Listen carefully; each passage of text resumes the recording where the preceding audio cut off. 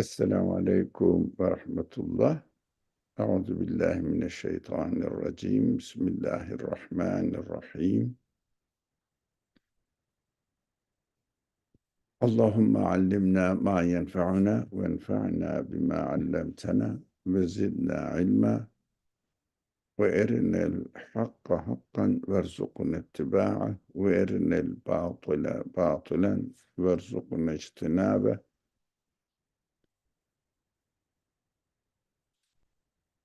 Allahümme cealna minel müstemi'ine ve yettebi'une ma ahsene. Allahümme ic'alna minel müstemi'inel kavle ve yettebi'une ma ahsene. Amin. Rabbena heb lena min ezvacina ve zurriyatina kurrate a'yunin vec'alna lil muttaqine imama. La havle ve la kuvvete illa billahil aliyyil azim. Ve sallallahu ala Muhammedin ve ala alihi ve ashabihi ve etba'ihi ve sellem.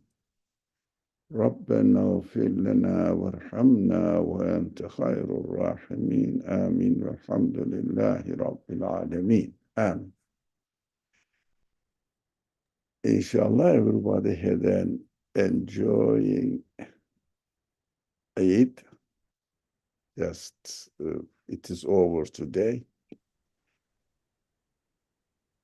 And now we will continue the 22nd word that we have been reading. We are close to the end. Let's see how it goes.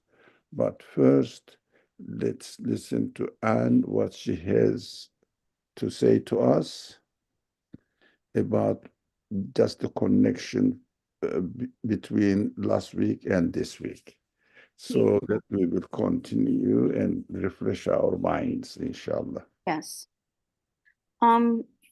So last week we finished the ninth flash, and we re-emphasized that any change in the universe needs intention, it needs power, that nothing can create itself and nothing can continue by itself. And then we looked at the language used by Nursi.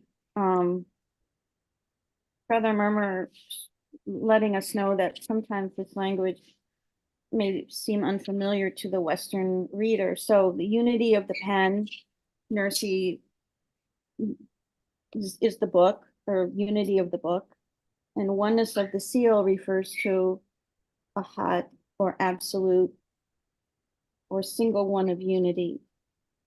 And Brother Murmur's mantra is nothing in the existence of the universe can give existence to a new existence. We say that a lot in this class. It's very important, and that similarity should not mislead us. Just because two even birds of the same species look similar, every creature is a unique creation, even same species. And then we talked a little bit more about the use of some vocabulary words, such as ahad. Absolute or ahad is preferred over infinite for reasons I'm not quite clear. Maybe Brother Ali will elaborate on that at some point, but absolute is preferred over infinite, at least according to my understanding. And then we move to the 10th flash, where Nursey starts talking about there's unity in death as well as in life. Just as there's continuation of life during life, each stage of life has a new existence during life. It also must mean that life is continuation after death. It's the same continual renewal process. And that's where we left off. Yeah, thank you, thank you. Just refreshed our minds now. Life, we discussed is answered a blessing so that we can see the divine beauty in its existence, because it must be a divine beauty, otherwise we cannot explain the existence of life unless we attribute it to a divine absolute being. So absolute and infinite, similar meaning, but in mathematics, infinite is used not the way that we mean by divine unity and referring it to absolute, because the mathematicians think of infinite within the universe. So it is human incapability to comprehend some numbers and get to the end, but within the universe. But when we say divine unity is infinite, the divine being must be infinite, we are referring, not only we are believers, all believers are referring, especially the Quran is referring to a being who cannot be defined by anything of this universe, or cannot be understood within the conditions of this universe. Absolute, the source, absolute is the source of existence of this universe. So we said we cannot use infinite because infinite is commonly used in this word by common people. It means a lot, really a lot. But seriously used at different levels of infinite in mathematics, as far as I learned from mathematicians, that is still within the universe, but it is beyond the capacity of human capacity to define it, but still within the universe. Mathematicians don't refer, when they use infinite, don't refer it to a being who is the source of existence of the universe, not within the universe. We have to find out another word for it to make the difference between these two. That's what Anne said. We may talk about it briefly. That is why we keep using in these discussions the word absolute rather than infinite. Now, if we are ready to talk about this life as the source of blessing, divine beauty, and death is also very important. It manifests divine glory. Why? Through death, we are demonstrating that nothing can, not only human beings, nothing of this universe can sustain its existence and save itself from the changing process.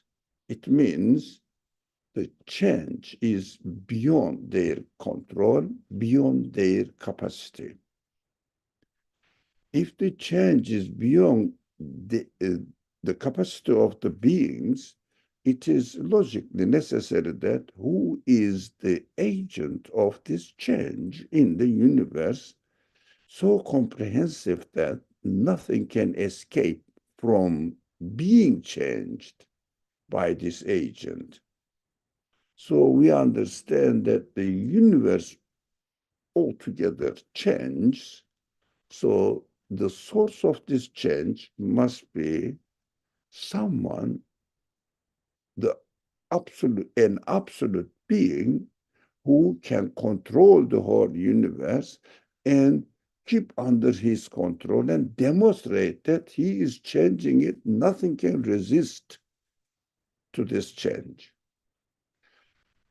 It seems to be simple. Yes, it is simple, but we don't think of it in this way, practically speaking, because we think that the things themselves are changing, not an external agent is changing them to decide them, simply because change is taking in an order, within an order.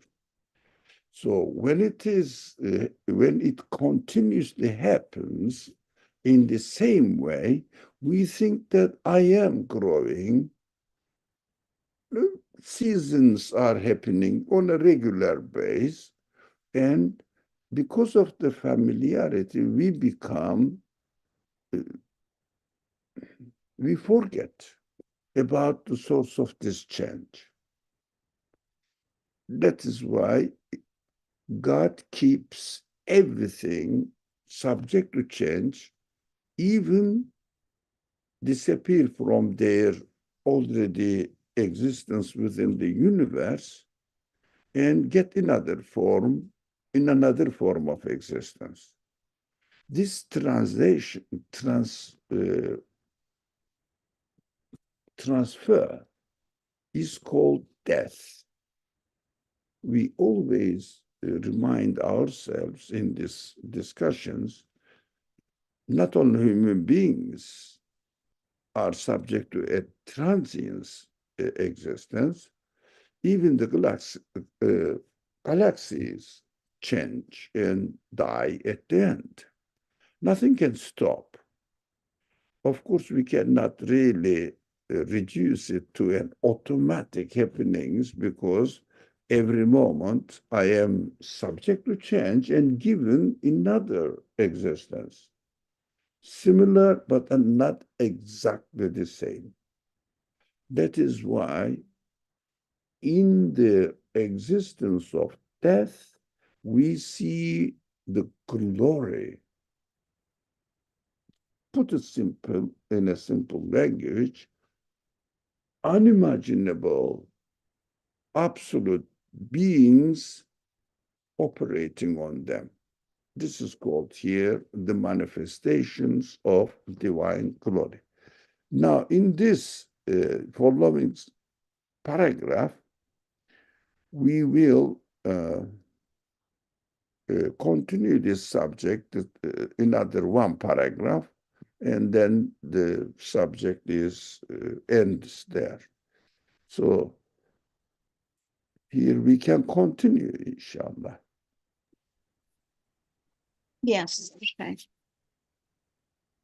In exactly the same way, through their existence and lives, these flowing beings testify to the necessary existence and oneness of the necessarily existent one. And with their deaths and disappearance, they testify to his pre-eternity, everlastingness, and unity. Yes, the beautiful creatures and fine beings which are renewed and restored within the decline and disappearance that occur through the alternation of night and day, winter and summer, and the centuries and ages, surely point to the existence, continuance, and unity of an elevated eternal possessor of continually manifested beauty. While the deaths and disappearance of those beings, together with their apparent and lowly causes, demonstrate that the causes are nothing but a mere veil. This situation proves decisively that these arts, these inscriptions, these manifestations are constantly renewed arts. The changing inscriptions, the moving mirrors of an all-beauteous one of glory, all of whose names are sacred and beautiful, that they are his seals which follow on one after the other, and his stamps that are changed with wisdom. No, thank you. How about this sentence? What does it make sense to you? Now, here we are, while the death and disappearance of those beings, together with their apparent and lowly causes, demonstrate that the causes are nothing but a mere veil. I think we can underline the whole sentence now. Or anything else. Another underlined sentence is this one, with their deaths and disappearance, they testify to his eternity and everlastingness and unity.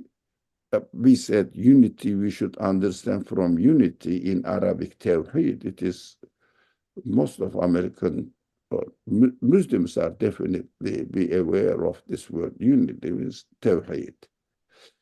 But we understand tawheed means oneness, uniqueness of the Creator. Again, what does it mean? Absoluteness of the Creator. With their deaths and disappearance, they testify to his, God's pre-eternity, everlastingness, and unity. Because, as an introduction, I spoke a lot. Their disappearance demonstrates that they couldn't own their own existence. They couldn't sustain their own existence. It means there is someone else is operating on it. And this action is taking place universe-wise. Nobody can ever show anything in its existence that it is not subject to change and at the end die. No, I mean, we can see in everything. So from this starting point of the reflection, an author comes to this sentence. I would like anyone, but if no one else, Anne, share her thought about this sentence. Maybe we can read it again. Okay. Yeah. While the deaths and disappearance of those beings, together with their apparent and lowly causes, demonstrate that the causes are nothing but a mere veil. Would like to hear your comment. My comment? Yeah. Sure. Um, I mean, I'm not positive, obviously, but I think he's just Nursey is again reminding us that if you had any lingering suspicions that these beings were the result of cause and effect, um, you can dispel that. And um,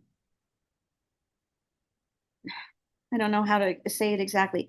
It's that causes are a veil, and they look apparent, because we can't see, if they look apparent from our perception, um, but they're a veil to what is really, the source of power. And death and disappearance shows that these are just apparent and also lowly, and that we should dispense with that idea of cause and effect altogether. They're just a veil. Yeah. How do we understand that they are just veils? Because they look, the seduction of cause and effect is that it looks so obvious. I mean, that was part of my education, probably a lot of ours in the West. Everything had a cause and effect. You couldn't really, um think about anything almost without a cause and effect in the secular view. So they look apparent. Yeah, that looks like A caused B, yeah. But that's why those are really just a veil. It's disguising the reality.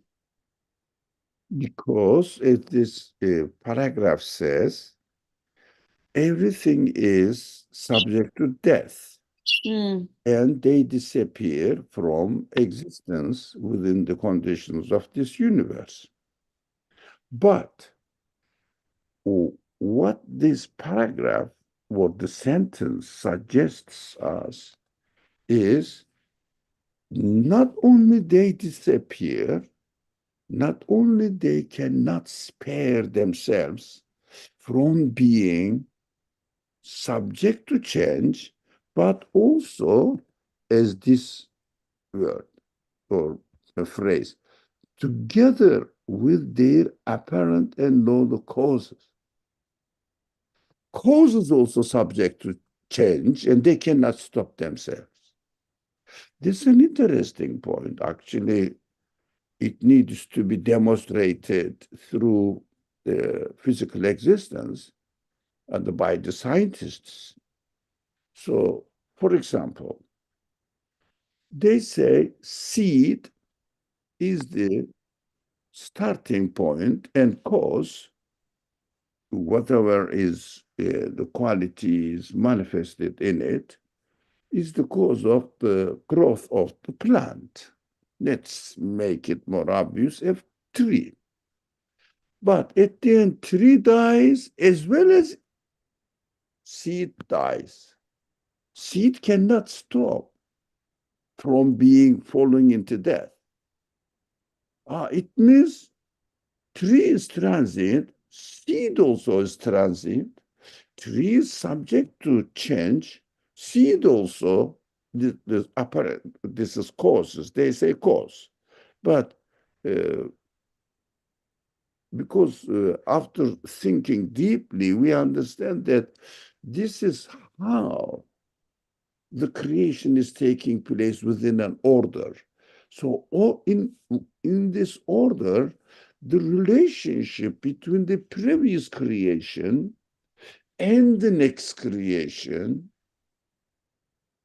is taken by some people, superficial looking people, especially because of this familiarity, as if the previous existence is affecting the second stage of existence.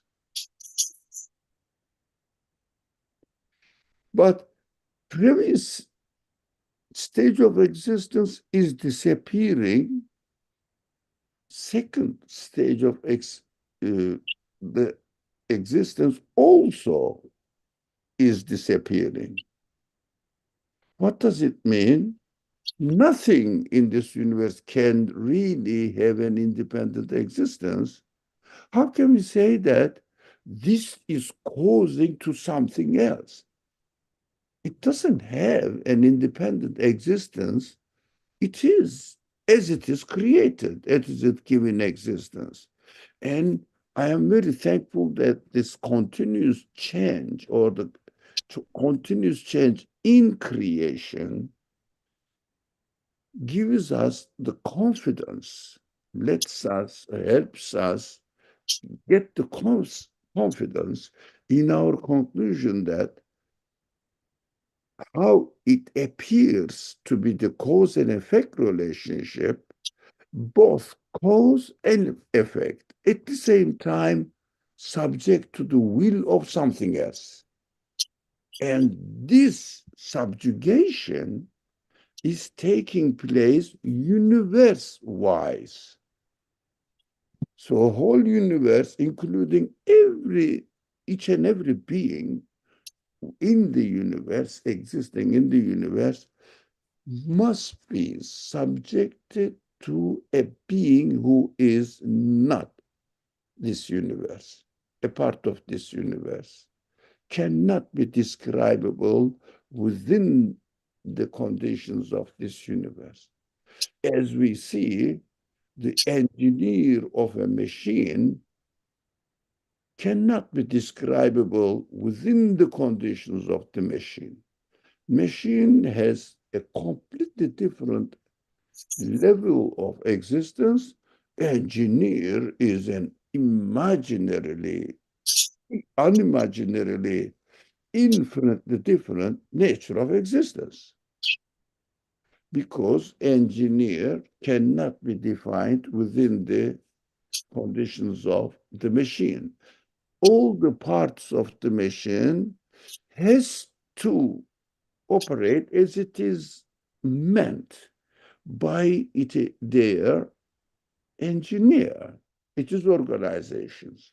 This is human example. Of course, human examples have to be static, but thank God who created the universe in this way. Nothing is static in the universe.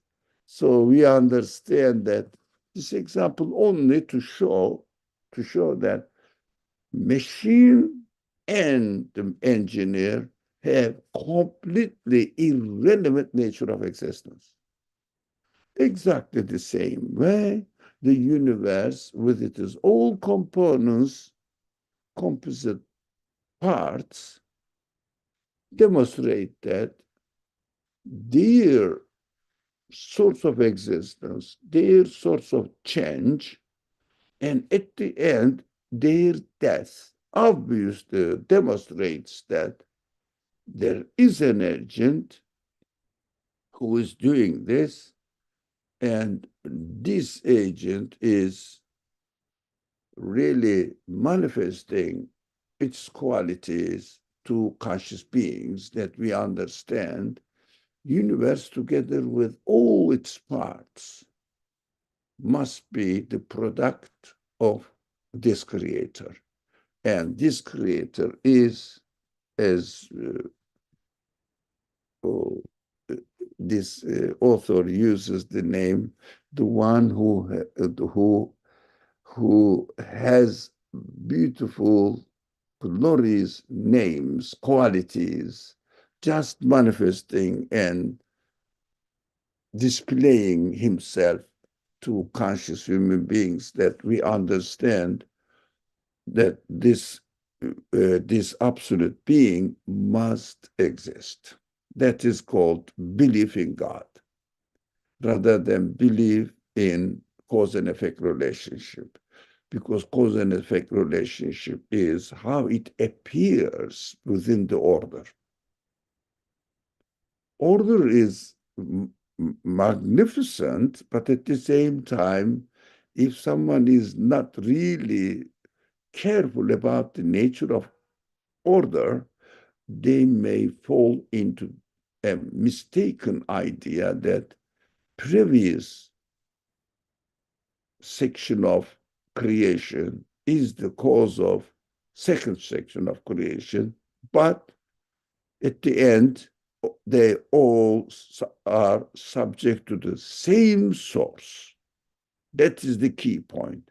the same source is operating on them. It means none is acting independently. So-called cause is not the cause of the effect, but it is itself is an effect as well. Is it clear? It's a very interesting argument I found that I wanted to share it with you. Does it make sense? I understand now. So you are happy with it? Oh, yeah, very. Clear? All right. Yeah. Then if anybody else doesn't want to say something, we can go to short, which is a kind of conclusion of the previous passages. In short, the mighty book of the universe both teaches us the creational signs concerning divine existence and unity, and it testifies to all the attributes of perfection, beauty, and glory of that all glorious one. And they prove the perfection of the divine essence faultlessly and without defect. For it is obvious that perfection in a work points to the perfection of the act, which is the source and origin of the work. And the perfection of the act points to the perfection of the name. And the perfection of the name points to the perfection of the attribute. And the perfection of the attribute points to the perfection of the essential qualities. And the perfection of the qualities point necessarily and self-evidently to the perfection of the essence possessing those qualities. But I underlined the stages. Work points to a perfect act. If there is a perfect act, there must be an action there because it is the result of doing something. So something is going on there. This is action. So this is called name. And this action demonstrates that there must be an actor. So name, attribute, actor. And this actor, again, uh, uh, points to the, if the action is perfect, so the actor, the name of actor also is a perfect in its essential qualities. So it means if there is an actor, there must be a being who is doing this action. This is called essence possessing these qualities. Now, let us read this example here, perfect inscriptions and adornments. So we will see on this example and how are we going to go stage by stage, starting from what we really physically experience here and ending up the source of existence whose essence is beyond the imagination of this universe or uh, imagination of anything of this universe. So then we will come back to this paragraph after reading the example. But if you want to say anything about these stages of reflection, you are welcome. Otherwise, we can read. For example, should I start? If you like, Yes. For example, the perfect inscriptions and adornments of a faultless palace indicate the perfection of a master builder's axe behind them. And the perfection of the axe shows the perfection of that active master's titles and names, which demonstrate his rank. And the perfection of the names and titles show the perfection of the other attributes qualifying the master builder's art. And the perfection of the art and attributes show the perfection of the abilities and essential capability of that craftsman, which are called the essential qualities. And the perfection of those essential qualities and abilities show the perfection of the master's essential nature. Essential nature. Did, did it make sense to you? Somehow, what did you get out of it? It makes sense. It's a little bit, I mean, it's clearly showing stages. Mm-hmm. Um, the stages are clear in the previous paragraph, Mm-hmm. where you start with a work Mm-hmm. and Example in this paragraph, palace example, a building. the the stages that you have above with the bullets makes it very, very clear. The example does too, but for me, those stages with the bullets are really helpful. Mhm. So can you apply it to a palace, a building, let's say a perfect building, faultless palace, because the universe is faultless, because it is going to be used to the relationship, for the relationship between the universe and its creator. That is why if the universe is perfect, the example must be taken as a faultless palace. So all the inscriptions and the adornments and beautiful design of the palace, this is the action here. So we say there must be. Why there must be? Why there must be a master builder, a builder who has made it?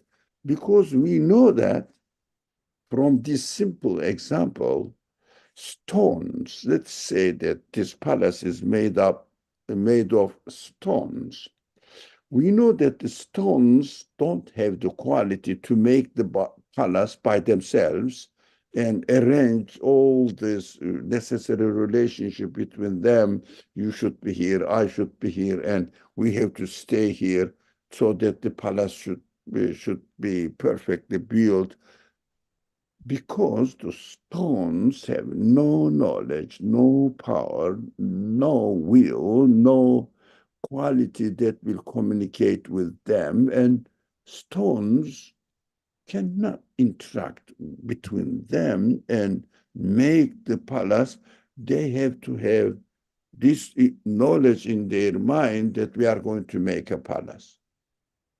But the universe is faultless palace. So the materials used in the body of the universe are like stones. They don't have no consciousness, no knowledge, no sign of free will, but they are continuously created, or they are changed, continuously changed by a continuous act of creation. This is the missing point that we may uh, not notice, we may miss, because the continuous change uh, looks like the order of the universe, and we say this is the order of the universe, but this order of the universe is taking place, each being at the same time and whole universe at the same time. For example, the moon is changing, the world is changing, globe of earth is changing, sun is changing, solar system is changing continuously, and all the scientists in this field say that solar system is also moving around in other galaxy clusters. What is happening? Everything is changing. But the change takes place within an order. That is what we have to talk to ourselves, remind ourselves, and share this idea with everyone. This change must be taken seriously, otherwise, people may take it as regular happenings by themselves. By themselves. But we have to question the previous existence and the next stage of existence. So all the change is taking on a regular base, but at the same time, all the previous situation or the state of existence and the later stage of existence is perfectly arranged, but the previous stage of existence, the elements of this stage have no power to create themselves, to know, to will, to choose. They are subject to change. They are subject to death. It means at the end, for example, like me, I die, and definitely sun will die, solar system will die, universe will die, as we see that, as if the cells, the molecules of the galaxies, which are stars, are dying. If the stars are dying, galaxies are dying. If the galaxies are dying, universe is subject to death as well. Who's operating over all of them? So we know that so-called cause is also subject to change, doesn't have any quality within themselves to cause the existence of the effect. So what does it mean? There must be a master builder of this universe. So this master builder, if you like, we can go back to this work points to act, act points to master builder, the building. There is the conscious building going on here, and this conscious building, the consciously arranged building, logically necessitates there must be an attribute, which means a builder. For example, builder John, architect John. Now it is his attribute now. So this architect John, when I say architect John, logically I conclude that there is a person, somehow who is called John, doesn't matter. You can say, no, Mark, all right, doesn't matter, John, but his essential quality is to be an architect or builder. Now, logical conclusion ends inevitably with admitting that if there is an architect, John, who must have built this building, but don't ask me who he is.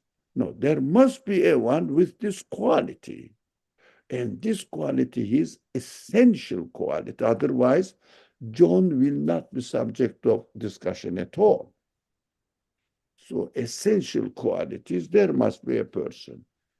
So this conclusion is there must be a person, and existent being who possesses these qualities. It means architect or building. Where is it? I am looking at the palace and I don't see the architect. But the very existence of palace, the palace, example palace, definitely witnesses and necessitates for a human logic to admit there must be an being whose essence is to be architect and whose existence cannot be describable within the conditions of this building. The building is his act. He must have a completely different nature of existence.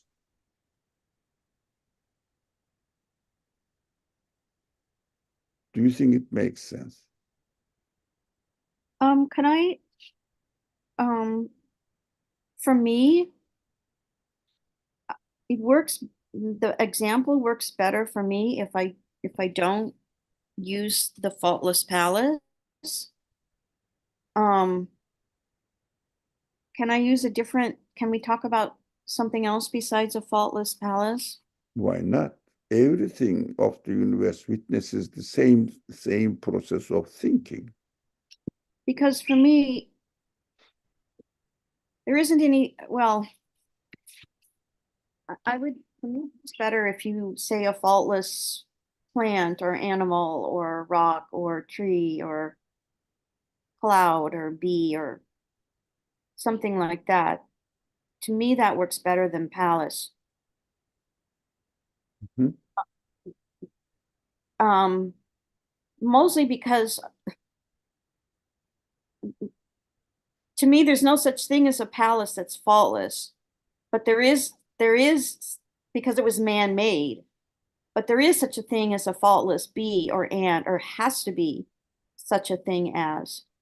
Um, they don't have any faults, but I guess it's just for me, this example of the faultless palace isn't as powerful as I'm just mentally substituting another example that works better for me. Yeah. What example you can think of? Uh, well, anything in nature Yeah. that works better for me. Does that make sense? Yes, of course, but just give an example and talk about it if you prefer. I don't want to, I mean, I'm sure Nursey has a good reason for picking Faultless Palace, so I'll just have to go along with it. But for me, if you say the faultless ant, a single ant, that works really well for me, or Yeah. a faultless bee or bird or cat, that works better for me. Now, yeah, okay. For example, an ant, as you said, it's the same thing. Mm-hmm. Same. But ant is alive, Mm-hmm. and but the authors, I don't insist that we have to use the example of palace, but universe looks like a huge palace. Okay, so Faultless Palace here is referring to the universe. Everything. That Oh, is why faultless means the universe. all right, that helps. Yeah. And ant is a part of the universe. Okay, I understand now. Yeah. Okay, that's helpful. But we are, inshallah, all of us are following the stages of reasoning, starting from creation, ending up the being whose existence is in ghaib. It means not the same nature of universe.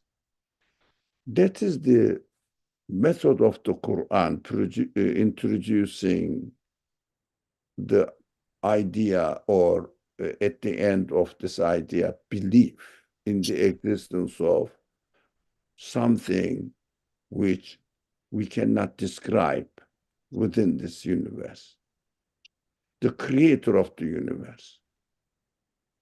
So it is a logical conclusion, and this logical conclusion is witnessed, demonstrated by the creation itself. It means we believe in God just because universe witnesses to it. Not that we are Muslims. In other words, we believe in God. That is why we believe in the Quran. And we believe in the Quran. That is why we believe in Islam. But the foundation of belief in God is based on we observed, witnessed the universe, and concluded that the creator of the universe is not of a kind of a part of universe, or any part of the universe, any quality of the universe. This work, this act, the universe, everything in the universe, individually or altogether, demonstrate to human logic there must be an, is this verses, being whose essence possesses all the qualities that we see manifested in the universe. This being, it means the way the universe exists witnesses to the source of existence of the qualities manifested in the universe. So I don't really believe in God on an imaginary or somehow cultural base. I believe in God, that's why I am a Muslim. Or I believe in the Quranic message, because the Quran introduces this idea of God by showing the demonstrating, or as presenting as evidence to the existence of the creator. And I am looking at the universe, experiencing the universe, studying the universe within my own capacity. I see that the very existence of the universe indicates and necessitates the creator of the universe, and this creator must be not of the nature of universe. These are very important concepts for me. Creator cannot be of the thing he created, the nature of the thing he created. The engineer of a machine cannot be of the nature of the machine, different the creation. So if we say that this machine represents the universe, so God represents the engineer of the machine, of the universe.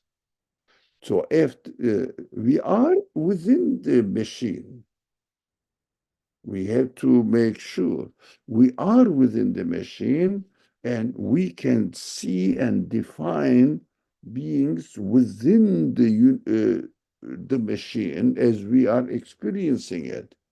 But human consciousness necessitates to conclude that, yes, I am a part of the machine. It means I am a part of the universe, but I understand, conclude that, like not only me, but everything like me, the parts of this machine must have another being. that I cannot describe, but must have it, because we ourselves are subject to continuous change. We cannot stop ourselves. We are all subject to death. We get old and older and older. At the end, we are given death. Nothing, no part of this machine can stop itself from going into machine. So this part is the cause of existence of the next part is false, because itself is subject to the same order, same change as the effect.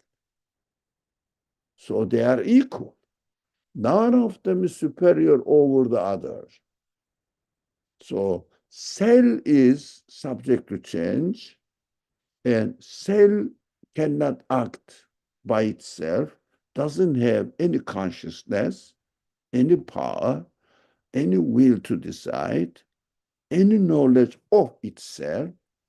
But we cannot say that cell is different from this. A cell in the seed of a tree is different from the tree.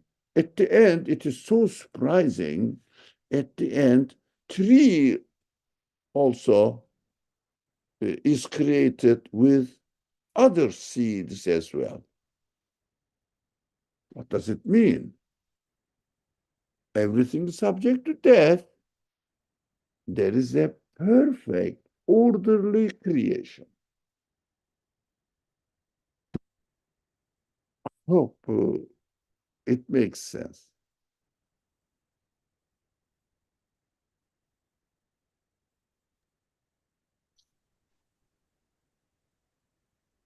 Yes, anyone? So shall we finish this last paragraph? Finish it. Mm-hmm. So I spoke a lot, but did it make really sense? Well, yeah, because you're talking about that belief in God comes from the belief in Gaib, and that belief that there's this unseen, unknown. You know that from studying the universe, and from studying the universe, you know that it had to be created, but I can't describe that creator. I can describe the qualities, but I can't describe the creator. But I can deny the conclusion of my human consciousness and logic, reasoning. Mm. Yeah, that is why belief comes in. And belief is not imaginary. It is a logical conclusion, as if you can say mathematical conclusion. Okay. Okay. Let me continue then and finish this um, flash.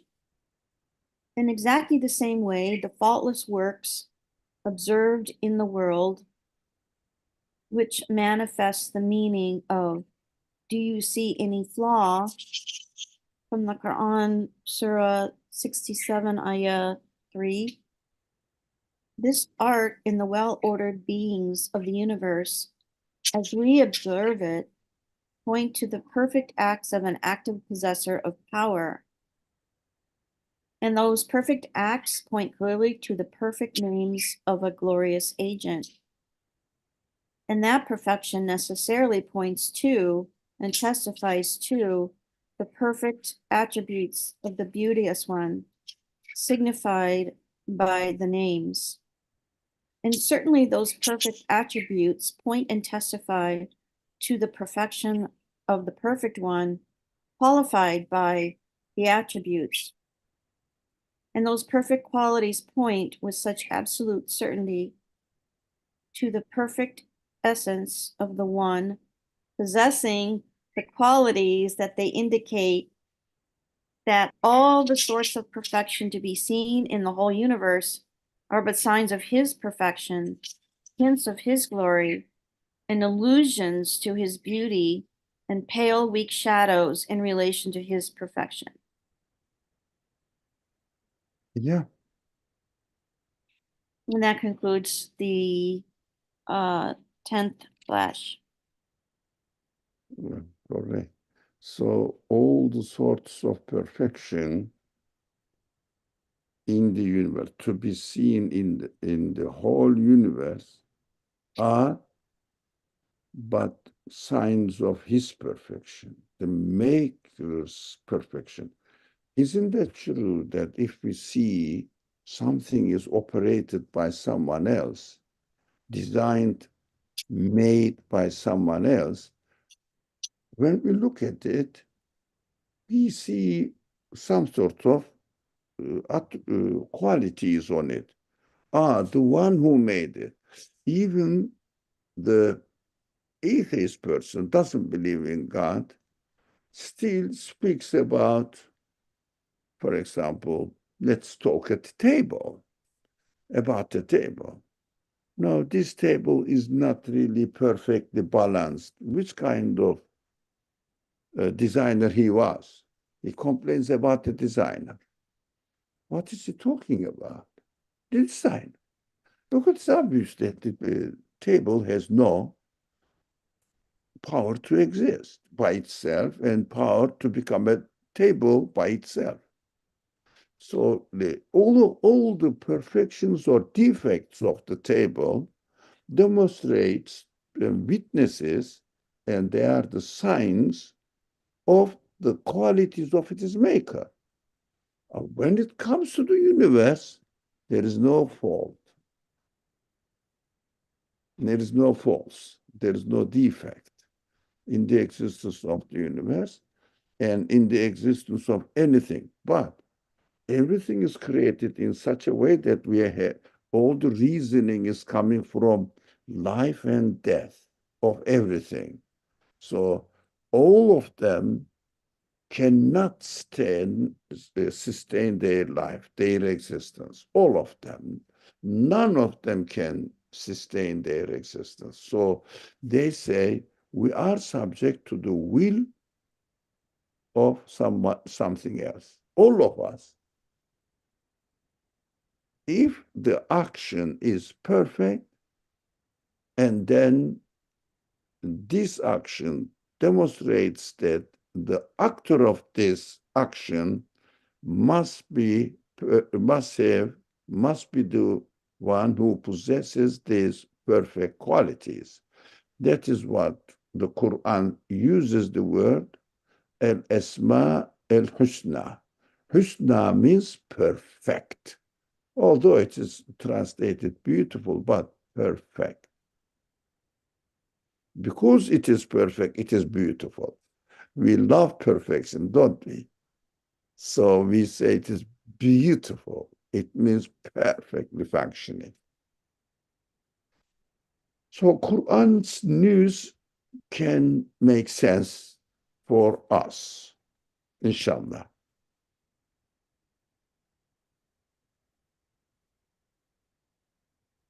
Shall we stop? Yeah, I think this is a good place. Yeah. So we can start from the 11th flash next week, inshallah. Thank you very much. Thank you. I'll see you Monday, Tuesday, next Saturday, inshallah. بسم الله الرحمن الرحيم سبحانك لا علم لنا إلا ما علمتنا إنك أنت العليم الحكيم وآخر دعوانا أن الحمد لله رب العالمين. Thank you very much, and I appreciate all the people who joined us. Assalamu